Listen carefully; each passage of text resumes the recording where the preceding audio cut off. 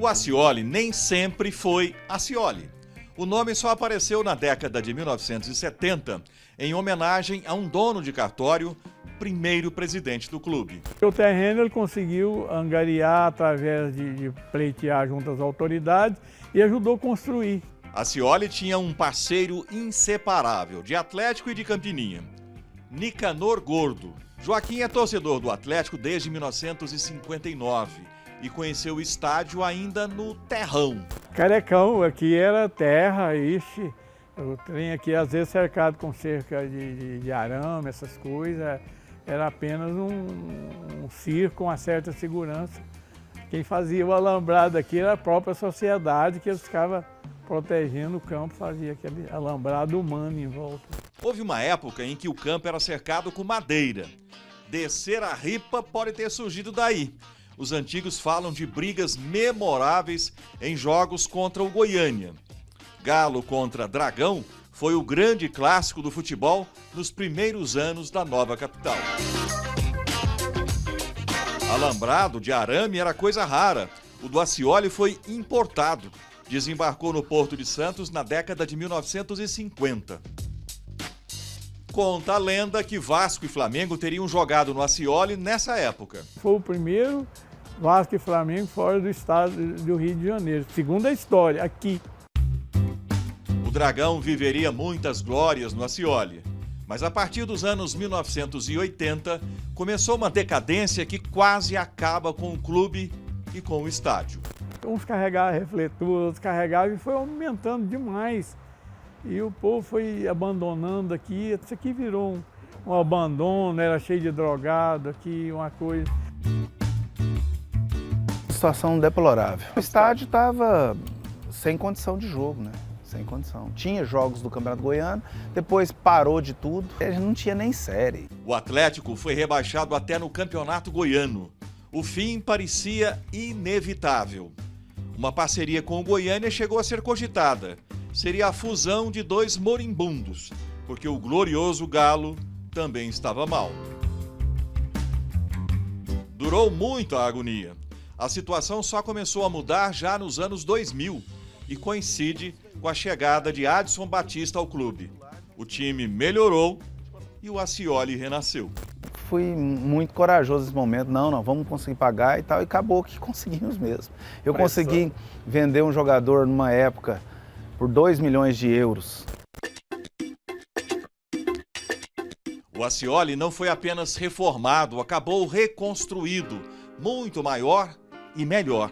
Eu tive momentos aqui importantíssimos. Casa cheia, ganhar do Santos aqui na Copa do Brasil, não cabia ninguém, mais de 12 mil pessoas. Contra o Flamengo, nós ganhamos do Flamengo aqui ano passado.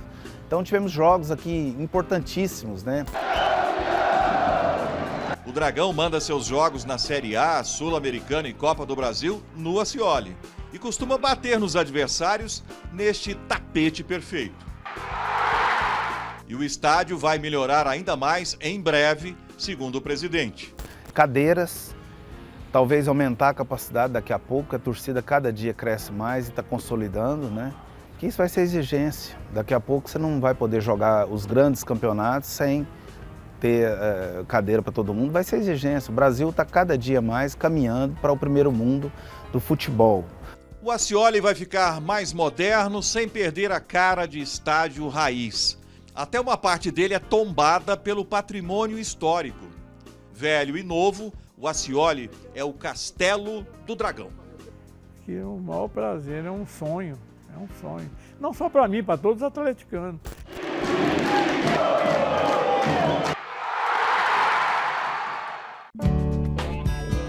Dos 5 grandes estádios de Goiânia, o do Vila é sem dúvida o mais acanhado. Não caberia 1/10 da imensa nação colorada. Estamos reestruturando o clube, fizemos algumas reformas na nossa sede administrativa que fica aqui dentro do estádio e ainda estamos melhorando algumas áreas aqui do próprio estádio, né? da área física mesmo, de onde os torcedores assistem aos jogos. Não conseguimos fazer uma grande reforma como os demais rivais, mas acredito que no futuro próximo a gente vai conseguir e esse estádio sim vai virar uma casa a ser elogiada por todos.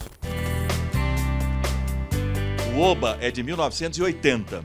Nasceu Onésio Brasileiro Alvarenga para homenagear um colorado ilustre.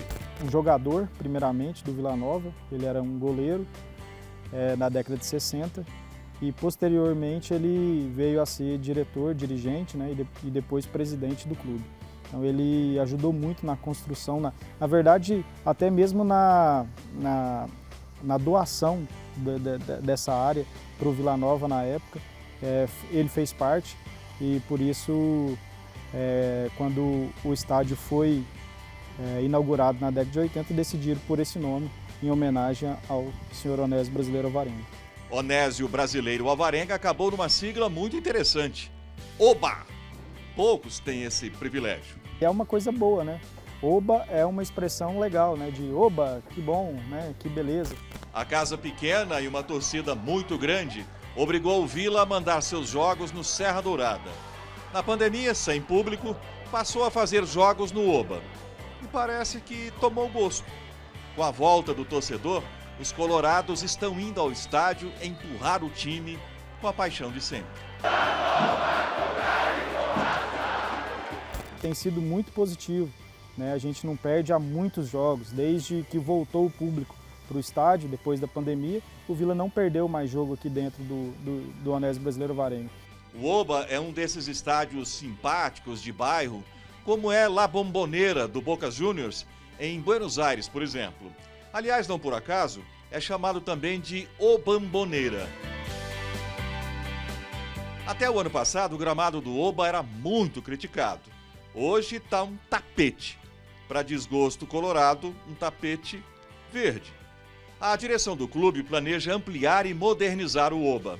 Vai começar com a construção de camarotes na ala norte do estádio. A reforma seria feita em etapas, né? Naturalmente, nós não temos recursos para fazer com que esse estádio se torne uma arena de imediato. Então, a gente faz um master plan, todo um conceito de como ficaria isso, e aí sim, depois que esse master plan estiver pronto, a gente vai desenvolvendo as etapas de acordo com os resultados financeiros que o clube obtiver. Murilo tem todos os motivos para desejar um estádio à altura do Vila. Praticamente nasci aqui dentro, né? Tem foto minha em cima de um caminhão, numa carreata, nos braços da Nega Brechó, bebê. Eu era bebê ainda. Então, assim, meu avô foi presidente do Vila em 76, 77, né? Ele foi campeão, foi a primeira estrela do Tetra naquele ano. A gente foi para a Série A do Brasileiro, né? E aí meu pai foi diretor de base aqui, na época do Rony. E eu praticamente vivi aqui, né?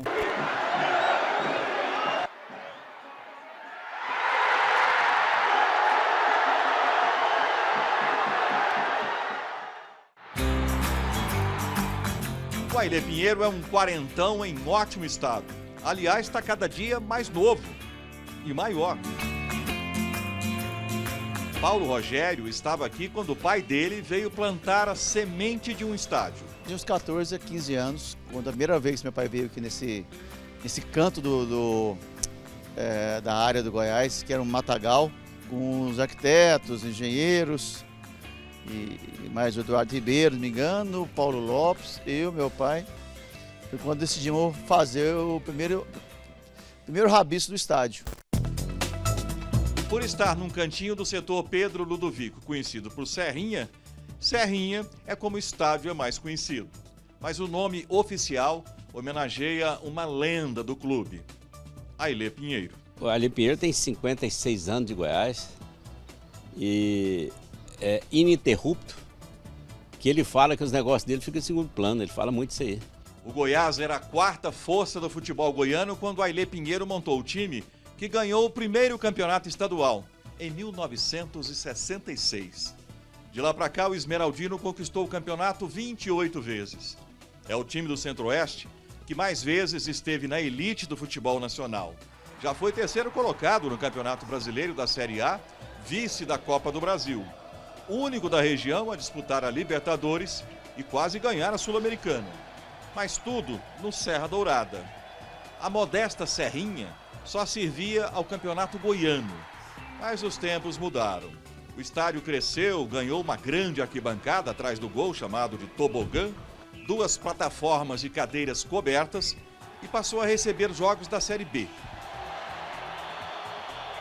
Mas veio a pandemia do coronavírus e o público foi afastado de todos os estádios. O Goiás conquistou o direito de voltar à Série A e vai disputar o campeonato na Serrinha. Mais de 90% da nossa torcida quer que a gente jogue aqui os jogos todos, até da Série A aqui também. A gente está fazendo uma série de melhoramentos, mesmo após a inauguração dessa parte nova aqui, nós já fizemos muitos melhoramentos. Estamos triplicando o tamanho dos banheiros, lá no tobogã.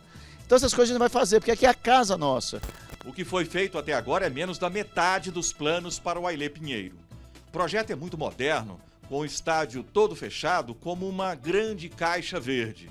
A construção de um edifício garagem, bares, lojas e restaurantes. Hoje nós estamos aqui com 14.450 lugares para a torcida. A nossa ideia, depois de terminado o projeto definitivo, são 25 mil lugares. Serão, não me engano, 11 restaurantes, 50 camarotes, é uma coisa bem legal, bem grande. E vamos aí, a gente calculou hoje em torno de 110 a 120 milhões para terminar essa obra. Um dos restaurantes, o maior deles, pode ficar pronto até o fim deste ano. Vai funcionar 7 dias por semana, aberto ao público, coisa de parar o trânsito, vai ser um dos bares mais lindos de Goiânia, com certeza. O Goiás espera fechar uma parceria para concluir o estádio.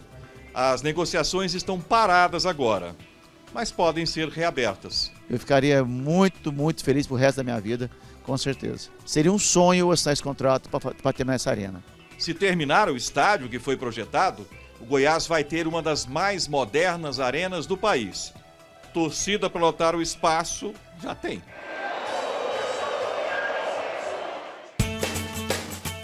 Goiás, Vila e Atlético são as 3 grandes forças do futebol goiano. E agora, além de competir em campo, disputam quem vai ter o estádio melhor e mais bonito. Um campeonato que todo torcedor vai ganhar.